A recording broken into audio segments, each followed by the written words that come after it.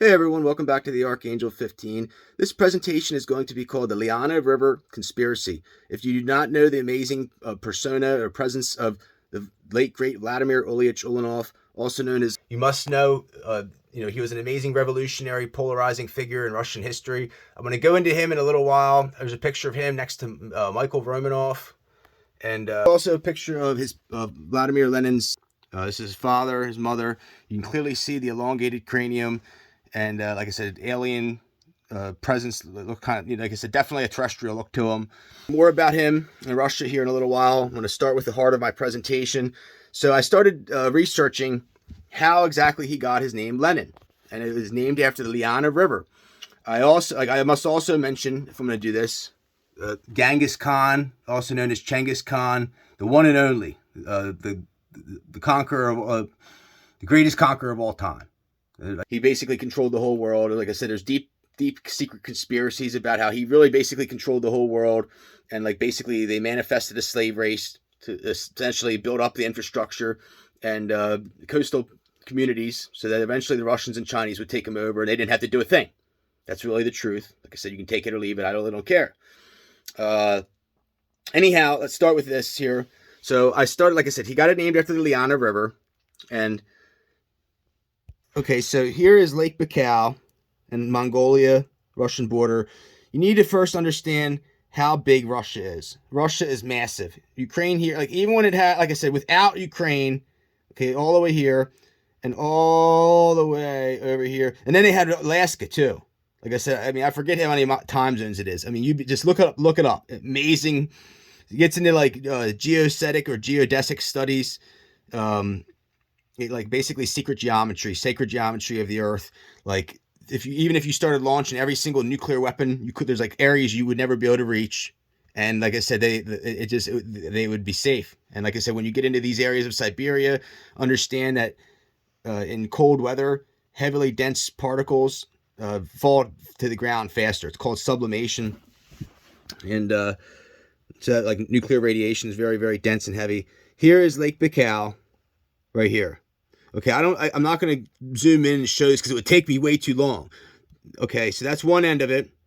And another end, like I said, let me back this out here, is all the way up here. All the way up here. Okay, so like this river, like I said, it doesn't just go down like this. It goes down here and like all the way around here, meanders like a whole bunch of different times. And like I said, it's if you really add it all up, I truly humbly believe it's significantly larger than the Amazon River, or longer. Like I said, like it's pretty straight. There's another river in South America up here called the Orinoco River. Look up the definition of Orinoco. I mentioned Enya had a song, Orinoco Flow. It's like a sudden burst of water or something like that. It's like a really, really interesting concept. I mentioned the book Beyond the Black Sea, the enigma of elongated cranial formations. The Black Sea is a very amazing, special place. I've been to Ukraine several times. I've been to Georgia as well, also Turkey. Lake Baikal is in my opinion, a portal to the hollow earth, and it is undeniably the deepest lake in the world. And like I said, just look it up. Really, really cool, really, really, really special place. Got to be an amazing energy there. And if you, like I said, are into, like I said, geography, please your input on this. I don't understand, like I said, why they like. I know that there was like a serious disdain and hatred between the Soviets and the United States, and I could see why they wouldn't want like younger people to even take time learning about it, and just other things as well. Like I said, there's not a single town in Russia that doesn't have a street or street named after him or a statue. He was this amazing, like I said, polarizing figure. And like you must understand, so like you go back in history, and like I started asking Russians this as like my love for Russian studies grew and grew. You know why? Like okay, who was good? Like were the Bolshevik Jews good? You know this and that. So like okay, so like the Russia that I know, the beautiful cathedrals, the beautiful palaces, there's all the amazing ornate architecture and everything. It was like built by the oligarchs and the ruling class and the czars. And like I said, so what happened is that you had a group of people that had all this amazing flamboyant panache lifestyle, and then you had a group of people that were basically being rationed firewood and freezing and starving to death. So what happens? As always in history, a revolution happens. And like I said, they killed off the Romanovs. And like as time went on, basically the Bolsheviks took power. And like I said, then they had kind of bad things about them. Then they would like abuse their power as well. So it kind of went both ways. Like if you go to Russia and you ask who was good, like were the Bolsheviks good, or were the like there's not really a decisive answer. It's like just a really amazing concept in history that you need to understand. I'll show you here my shrine of all the trips that I've taken, pictures from all the trips I've taken to Russia, Ukraine, Kazakhstan, other places.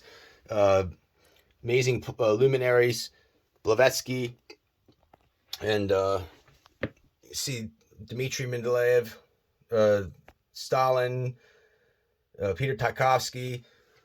Remember the Kursk. And like I said, you can see here Rasputin, amazing man as well. If you do not know about Greg, you got to know about him as well. And like I said, these people are like aliens. So please, like I said, I want some input on this. Like I said, why are we told that the Amazon's the longest river? And like I said, then the Nile. Like if you look it up, it does come up in like the top 5 or so. But like I said, add it up. Add up all the little pieces. Like I said, just look how it meanders. It's really insane. And like I said, if this turns out to be a lie, like I said, where there's one lie, there's probably innumerable lies. And once you start to buck up against the system, and once you start to ask questions, like I said, you become a serious threat. And when you do that, like I said, you'll be blacklisted. And like I said, it's really scary in the end. Like I said, the lies and the disinformation and the crap that we're fed from a very young age. And like I said, you have to ask. Like I said, where there's one lie, there's got to be more. If you're still with me on this, I sincerely thank you. Please leave me your input. And this is, like I said, the Lena River conspiracy. I was in Ukraine, and in my first trip to Ukraine, I was dating this girl, a cute young girl named Liana. And like I said, this is before I knew this. And she was saying like these weird things about water.